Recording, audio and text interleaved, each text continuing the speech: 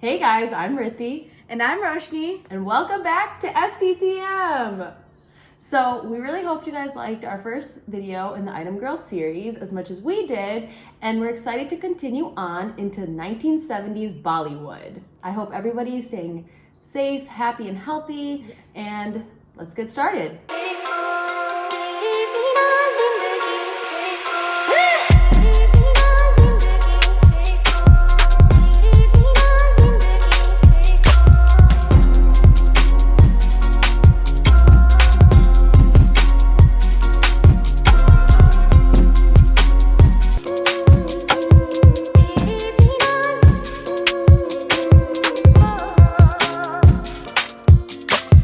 So 1970s India was arguably a time of huge cultural significance and considered the golden era of Bollywood, a time full of glitz and glamour.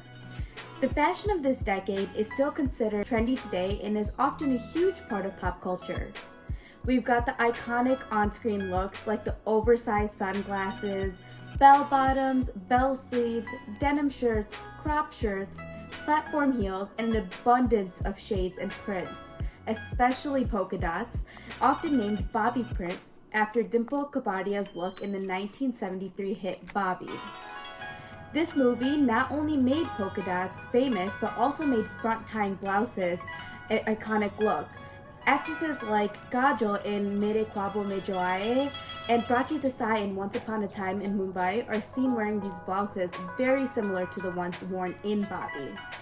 And hippie style was also deemed pretty cool back during this time thanks to Zeenat Aman's killer looks in the movie Hare Ram Hare Krishna. From oversized shades, hoop earrings, big bindis, and floral prints, audiences loved it all. And Zeenat Aman really killed the look. So the introduction of the disco scene also had an influence on the fashion of the 70s, seen clearly by the use of forehead bands and sequins. But this trend didn't really go into full swing until the 80s. The actress Parveen Babi was the queen of the disco look, with her many extravagant outfits. Western influence was also seen in things like crop tops, bikinis, and swimsuits. So makeup in this decade was sometimes different compared to the craze of colors and boldness that marked the 60s. Instead, a lot of actresses actually flaunted minimalism. My kind of makeup. Oh, yeah, for sure. I don't know how to do any makeup, guys. Like literally nothing. I know how to put on eyeliner. Yeah, she's a little challenged, but it's okay.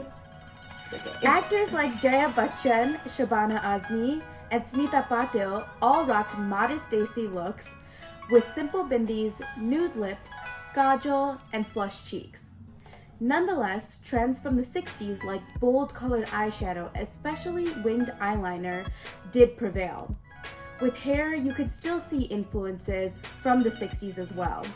The bouffant was still very much iconic during this time, but you also see many actresses leaving their hair down, but it's still pretty poofy. This era was undoubtedly full of fashion and trends, but it also was just as much full of famous, groundbreaking movies. Bollywood was producing action-packed movies like Sholay, Diwar, and Dawn. Director and producer Manmohan Desai was also making masala classics like Amar Akbar Anthony and Dharamveer. On the other hand, there was director Rakesh Mukherjee making comedies that are considered classics till date, like Chupke Chupke and Golmaal. And these are names that I bet are really common in your household, and you've definitely heard of them, your parents have heard of them, and I'm sure even generations after us will hear for them. Sure. Yeah.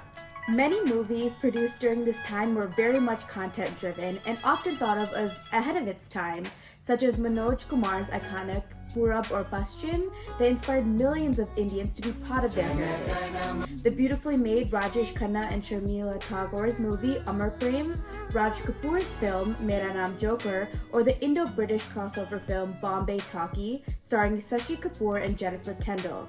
Many years later, in fact, this movie's theme song was used in Wes Anderson's The Darjeeling Limited.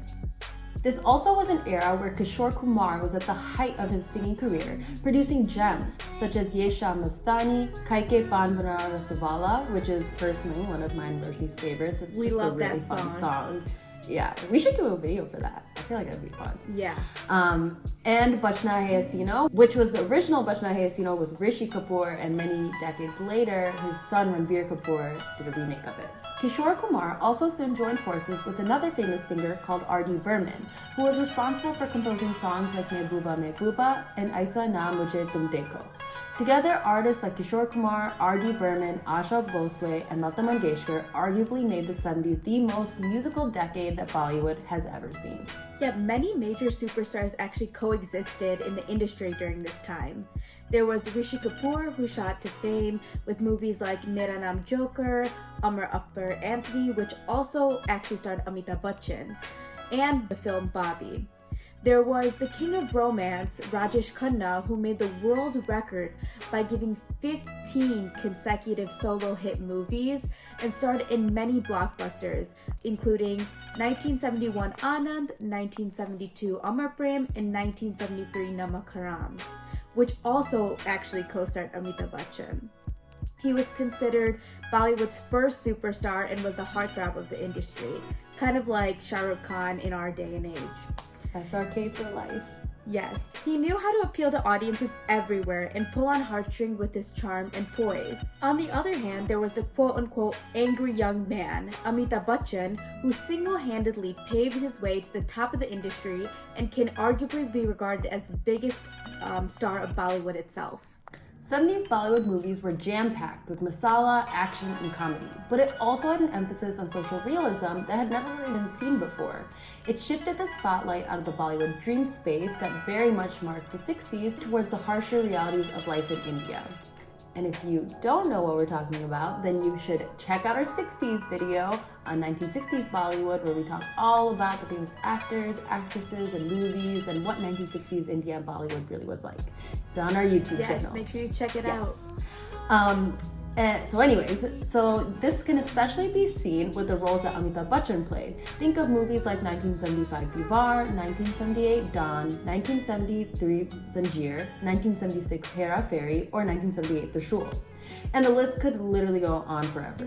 Movie after movie, he invoked the part of the quote-unquote angry young man, often named Vijay, who tried to fight the system or seek revenge after suffering from unfulfilled desires, crime, poverty, and social inequalities. And when I say he was literally always named Vijay, he was. I don't know what it is with Bollywood and trademarking actors to certain names, but just like how SRK was always named Rahul, right, Roshni? Yeah, it's weird. I don't know why they do that. Yeah, it's really weird. But Rahul for SRK and Vijay for Amitabh Bachchan. It was just a thing, so. This is perhaps one of the reasons why Amitabh Bachchan shot to stardom, because this character he played resonated in the hearts of citizens across India. As this decade was full of political turmoil, the country was full of economic troubles, including growing unemployment, rampant inflation, and scarcity of food. The character, Vijay, like we talked about, became a voice of the unemployed, frustrated youth who would sometimes take the route of crime to make it big because they felt like they were left with no other choice. And of course, we cannot forget the infamous actresses of the time. And there were many, such as Rekha, Hema Malini, Parveen Babi, Zeenat Aman, Mumtaz, Jaya Bachchan, and Neetu Singh, just to name a few. All such talented actresses, very, very talented. So each of these powerful women left their individual marks on the era, whether it be through Rekha's tantalizing expressions or powerful moving roles in movies such as Do Anjane, Gar, and Muqaddar Ka Sikadar. Jaya Bachchan's girl next door characters in Apar, Abhiman, Gora Kagaz, and Guddi. Or Hema Malini's iconic roles in the movies Jani Mera Naam, Sita Aur Geeta, and Khushbu. So when deciding which item song we wanted to recreate for our series, we looked through a bunch of famous songs, like Mujhe Buddha Mil Gaya from the movie Sangam, which features an item girl we are very familiar with, aka Baijanti Mala, who was our item girl from our first item girl. She was item girl from our last series for the 1960s. And then we also came across Ye Mera Dil from the movie Dawn, featuring Helen, who was trying to seduce the main character, played by Amitabh Bachchan. Then there's Mehbooba from the famous movie Sholay, which stars yet again Helen, who is seen dancing provocatively around a fire. And then there's also Tu Mungla Mungla from the film Inkar, where again, Helen is seen dancing at a late night bar. So as you can see, there's a clear trend here, and that is that Helen was clearly the it girl of the decade. Yes, that is for sure. Helen was in almost every Item Girl song of this decade, and so of course we had to pick one of her most beloved pieces. And so, are you ready to tell them, Rithi? Yes, I am. Drum roll. Yes. We chose the song Piya Tu Ab To Aaja. I love this song. This is personally one of my favorite songs. I loved doing this, so I'm excited to share it with you guys. This is very Rithi-esque, to say the least. Yes, it embodies who I am. This song.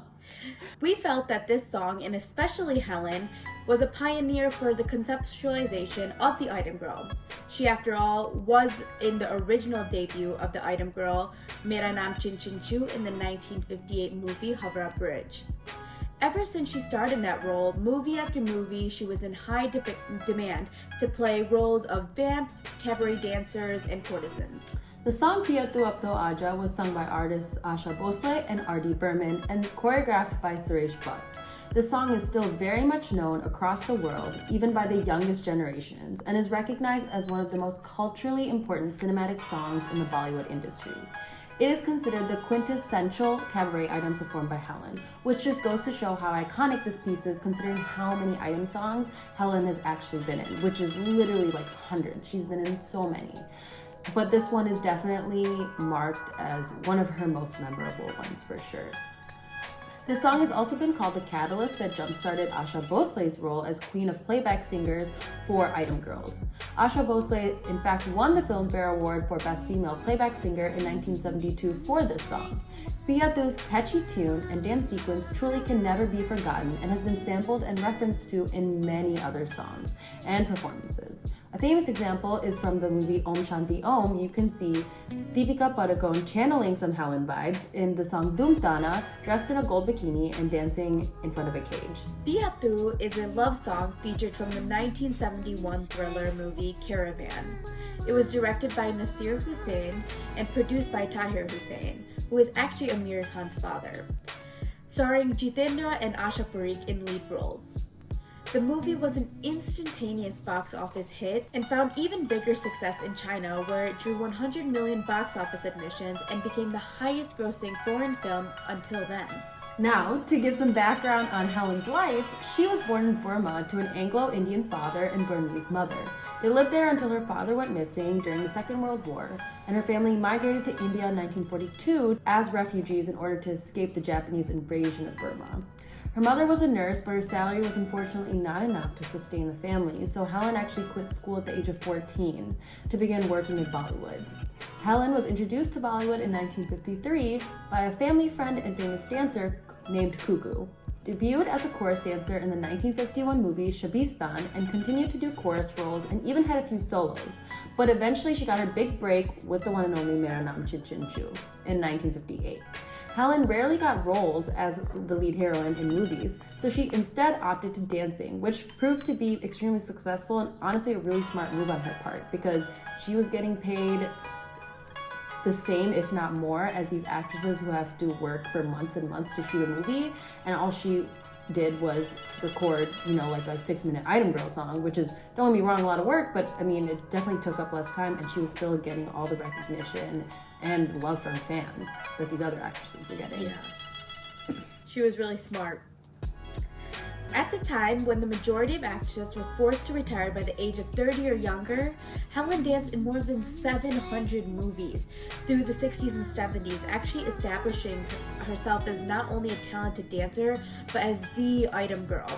In 2009, she received the Padma Shri Award, which is one of the highest civilian honors awarded to citizens of India who have made significant contributions in the fields of arts, education, literature, science, sports, etc. Helen's dancing in Piya Tu Ab To Aaja, just like in many of her other item numbers mentioned before, does not fail to entice and win the hearts of audiences everywhere with her radiating confidence, energy, and sharp movements. There was a lot of spinning, shimmying, jumping, and just in general a lot of big movements like waving or flapping the hands and arms in almost kind of a bird-like way, shaking of the hips, Susie cues, and kicking of the legs. The second Helen entered a frame, no one was able to take their eyes off the screen. And I really think this is because she offered something to audiences that many other actresses didn't at the time, which is that she really just embraced her femininity, she embraced her identity, and she just let it show on the screen and wasn't afraid to just dance it all out. Unlike the 60s, the 70s definitely utilized much more footwork and floor work, and the camera frame no longer just focused on waist up. But you can still see that facials and especially the eyes were used to convey expressions, and there are still many close-ups like there were in the past in our first decade, the 60s. The camera angles, dancing, and music were much more direct and sexual in nature. No longer was Bollywood attempting to stay modest. Directors were ready to add a blatant component of sexuality into their movies, and audiences absolutely loved it. Now, moving on to Helen's unforgettable look in the song. So first up, clothing. At first, Helen is seen wearing a flashy, sparkly red and black dress with lots and lots of ruffles, sequins, and glam, along with some black tights. But in the middle of the song, she literally tears this red dress off to reveal a much more promiscuous outfit. And she continues dancing to the rest of the song in this outfit, which is a shiny gold bikini top and a glittery sequined matching gold skirt.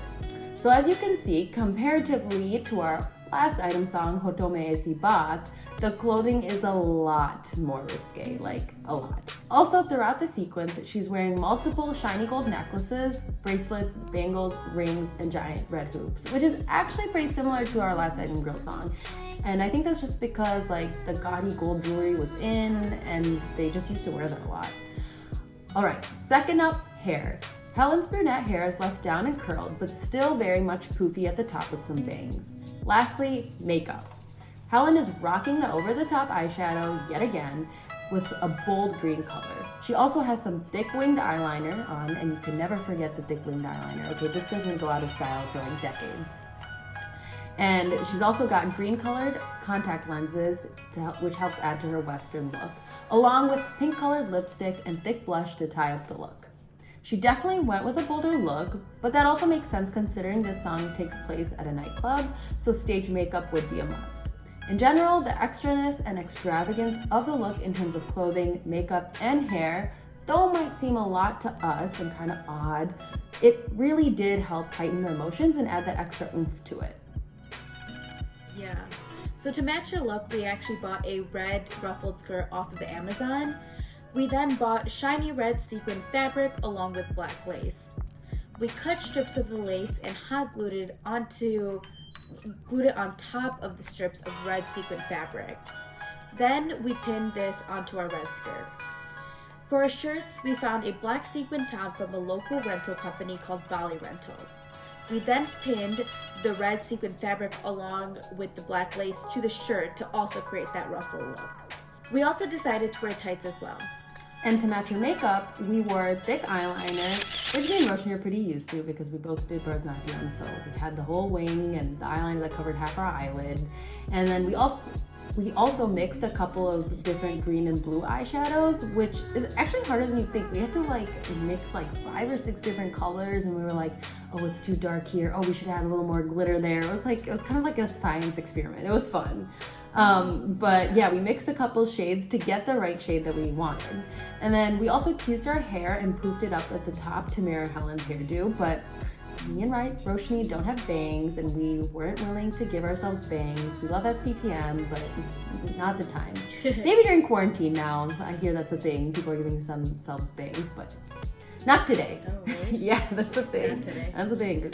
But anyways, so as for venue, like we said earlier, the song takes place at a nightclub, so we really wanted to match that vibe. And we actually shot this video at a local bar called Tony V's in Detroit, and the manager was extremely nice and let us use it, and it was perfect. It literally worked out amazingly. The bar scene was exactly what we were looking for and really helped enhance our video to embrace the essence of the song. Also, our good friend Sunny Dunjal was nice enough to record this video for us. He's a great photographer and videographer, and we want to thank him so much for doing this for us because it was really nice. He took time out of his winter break to do this, so we couldn't thank him enough. We'll give you guys the information to his social media below. Be sure to check out his stuff because it's great. Yeah, you should definitely check him out. To say that Helen left a mark on Bollywood would be an understatement.